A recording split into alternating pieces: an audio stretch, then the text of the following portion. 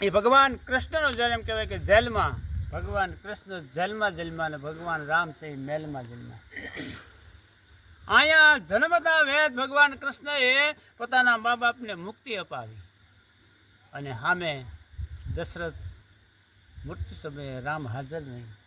રામ એ રોમણહાર એ રોતાને રાજી કરે, પછી વાલમના વ્યવહાર એ તો રોય બતાવે રામજી. રામ કિસી को मारे नहीं, ऐसो पापी नहीं है मेरो राम, अपने हाथ से आप मरते हैं करके बुरा काम. કોઈ જ ને રામ ભગવાન કોઈને મારતો નથી, આપણે લખણે આપણે મરીએ.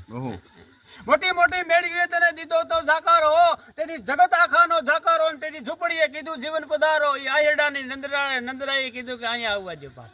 એ યમુનાજીને ખબર પડી ગઈ કે ભગવાન કૃષ્ણના ટોપલામાં લઈ અને વાસુદેવ આવતા ને તેથી ભૂમિએ જગ્યા ન આપી, પાણીનો માકારો, જગત આખાનો જાકારો, તેથી ઝૂંપડીએ કીધું જીવન પધારો. પણ યમુનાજીને ખબર પડી ગઈ અને એની અંદરથી એમ કહેવાય કે ટોપલામાં ભગવાન કૃષ્ણને વાસુદેવ વસુતમ કંચ ચારુણમ મર્દનમ દેવકી પરમાનંદમ કૃષ્ણમ વંદે જગતગુરુ અખિલ બ્રહ્માંડના નાથને ટોપલામાં નાખી અને તેથી માથે શેષ નારાયણ એમ કહેવાય કે ઝરમર જન્માષ્ટમીનો સમય અને માથેથી વરસાદ આવતો હતો. પણ વાસુદેવને ખબર ન પડે એમ શેષનાગ એની ઉપર ખંડ નાખીને બેસી ગયા હતા કૃષ્ણની માથા. અને યમુનાજીને ખબર પડી ગઈ કે આજ અખિલ બ્રહ્માંડનો નાથ જો મારા રસ્તેથી આવતો હોય તો આજ મારે એના શરણ પખાડવા પડે, આજ મોકો છે. અને ત્યારે એમ કહેવાય કે યમુનાજીના પાણીના લોઢ મીંડ્યા હતા વધવા. એ કૃષ્ણને ખબર પડી ગઈ કે આગળ મારા શરણ પખાડશે, પાણીના લોઢ વધ્યા છે, યમુનાજી ગાંડી બની છે, ટોપલામાં પાણી જાહે તો મારો બાપ વાસુદેવ ડૂબી જાહે. બાપને ડૂબાડીને દીકરાના મહત્વ વધારાય નહીં ભલામણા. એ એમ કહેવાય કે બાપ વાસુદેવને ખબર ન પડે એમ ભગવાન કૃષ્ણ એ જમણો પગ છે એ યમુનાજીમાં બોળી નાખ્યો. શરણામત લઈ લીધા યમુનાજીએ, પાણીના લોઢ ધીમા પડી ગયા. અને તેથી ગોકુળની બજારમાં જઈ અને વાસુદેવ કહે છે કે મારા કૃષ્ણને કોઈ હંગરો, મારા કૃષ્ણને કોઈ હંગરો. પણ જેની વાહે મામા કંસના ઘોડા છા હોય, કાળ મુખો કંસ છે એનો કેર વર્તે એવો તો મામા કંસના જેની વાહે ઘોડા છા હોય એને કોણ હંગરે બાપ. તેથી મોટી મોટી મેળવીએ તને દીધો જાકારો, એ જગત આખાનો જાકારો. ની ઝૂંપડીએ કીધું જીવન પધારો, દેવકીમાં તારો દીકરો. એ નંદ બાબાએ કીધું તું. તેથી મોટી મોટી મેળવી હતી, મોટા મોટા બંગલા એ વખતે હતા.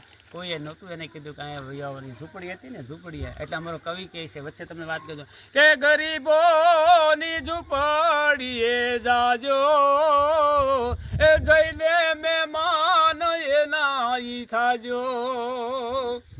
ઝૂંપડી ભલે હોય હાવ નાની પણ આપ જવડો આવકાર. ઝૂંપડી હોય ભલે હાવ નાની પણ આપ જવડો આવકાર.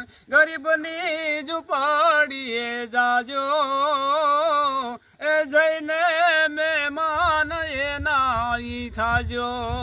જઈને મહેમાન એના ઈ થાજો.